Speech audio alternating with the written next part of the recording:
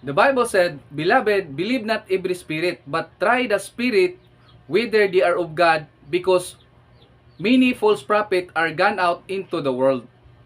Hereby know ye the Spirit of God, every spirit that confesseth that Jesus Christ is come in the flesh, and every spirit that confesses not that Jesus Christ is come in the flesh is not of God.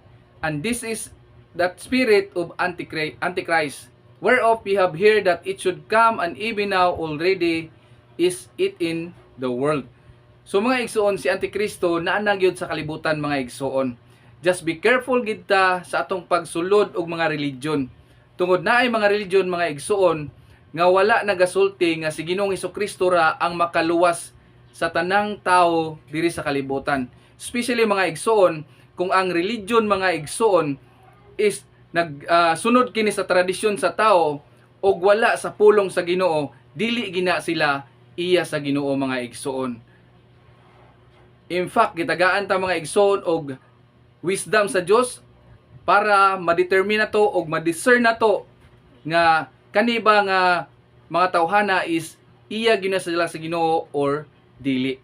Hinaot mga igsoon nga i-guide gyud mo sa balaan nga espiritu para matultulan ninyo ang kamatuoran diha kang Kristo.